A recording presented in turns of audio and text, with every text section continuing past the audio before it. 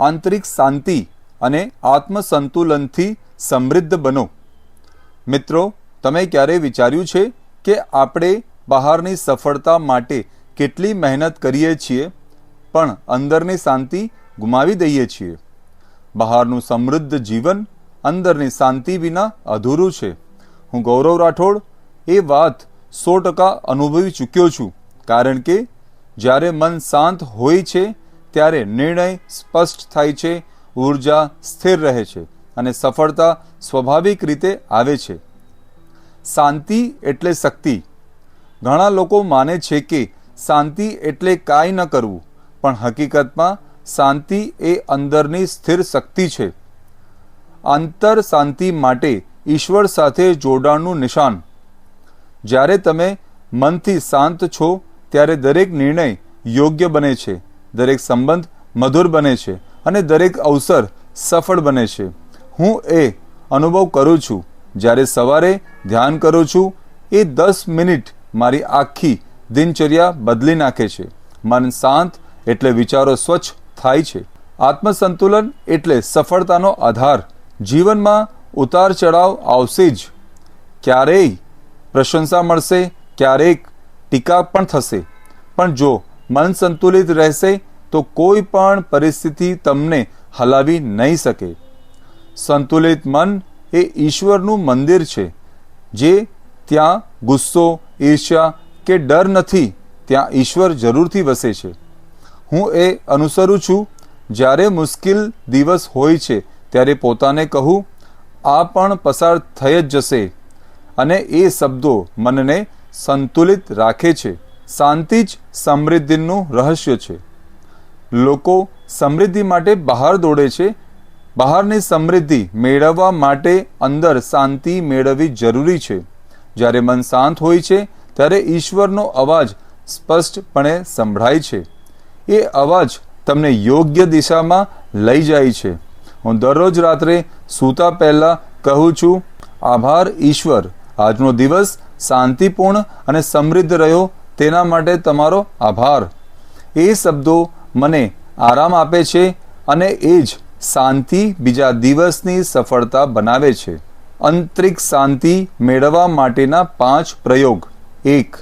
દરરોજ સવારમાં 10 મિનિટ માટે શ્વાસ પર ધ્યાન આપો અને મેડિટેશન જરૂરથી કરો। મનને સ્થિર બનાવો। 2. ફરિયાદ છોડો। જે છે એને માટે ભગવાનનો આભાર માનો, જે નથી એના માટે ચિંતા ના કરો। 3. નકારાત્મક વાતોથી દૂર રહો। તમારા મનને સકારાત્મક વાતાવરણ આપો। સારા મિત્રોની સંગતમાં રહો। 4. પ્રકૃતિ સાથે સમય જરૂરથી વિતાવો। 5. પોતે સાથે વાત કરો। દરરોજ કહો, હું શાંત છું, ઈશ્વર મારી સાથે છે। મી ટાઈમ, પોતાના માટે સમય જરૂરથી કાઢો। હું ગૌરવ રાઠોડનો એક અનુભવ કહીશ। એક વખત ખૂબ જ વ્યસ્ત સમય હતો। એક સાથે 3 પ્રોજેક્ટ ચાલતા હતા। ફોન, મીટિંગ, સાઇટ વિઝિટ, દિવસ પૂરો થતો ન હતો। મન થાકી ગયું હતું। એ દિવસે સાંજે બધું જ બંધ કરી માત્ર 15 મિનિટ માટે સાગર કિનારે ગયો। હળવો પવન લીધો, પાણીનો અવાજ, અને મન શાંત થઈ ગયું। એક ક્ષણે સમજાયું, શાંતિ એટલે ભાગી જવું નહીં, પણ અંધકાર વચ્ચે પ્રકાશ શોધવો, એનું નામ શાંતિ છે। તે પછી જ રોજ સવારે અને સાંજે થોડો સમય પોતાના માટે રાખું છું। એ મારી ઉર્જાનો સ્ત્રોત છે। સંતુલિત મન અને ઈશ્વરનો આશીર્વાદ। જે મન શાંત છે એ મન ઈશ્વર સાથે એકરૂપ છે। જ્યારે મનમાં સંતુલન આવે છે ત્યારે બહારની દુનિયા પણ સંતુલિત થઈ જાય છે। શાંતિથી લીધેલા દરેક નિર્ણય તમને આગળ લઈ જાય છે। એટલે મિત્રો, શાંતિને નબળાઈ નહીં, પણ તમારી સૌથી મોટી શક્તિ માનો।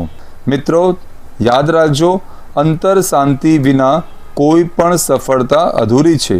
જ્યારે તમારું મન સ્થિર છે ત્યારે તમારું જીવન પણ ચમકે છે। દરરોજ કહો, હું શાંત છું, સંતુલિત છું અને ઈશ્વર મારી દરેક દિશામાં પ્રકાશ પાથરી રહ્યા છે। આ શબ્દો તમારી અંદરની શક્તિને જાગૃત કરશે। મિત્રો, જો તમને આ વિડીયો ગમ્યો હોય તો લાઈક કરો, સબસ્ક્રાઈબ કરો અને શેર જરૂરથી કરજો। હું ગૌરવ રાઠોડ દિલથી પ્રાર્થના કરું છું તમે બધા શાંત રહો, સ્વસ્થ રહો અને સંતુલિત રહો. ઈશ્વર તમારી અંદર પ્રકાશ ફેલાવે અને તમારી દરેક દિશા ઉજળી કરે. મળીશું બુક વિઝડમના આગામી અધ્યાય સાથે, જ્યાં આપણે શીખીશું આંતરિક શાંતિ, આનંદ અને વિશ્વાસથી સમૃદ્ધ જીવન કેવી રીતે બનાવવું. અને હા મિત્રો, યાદ રાખજો, સોચ બદલાશે તો જીવન બદલાશે. હું દુઆ કરું છું તમે બધા સ્વસ્થ રહો, મસ્ત રહો. ધન્યવાદ.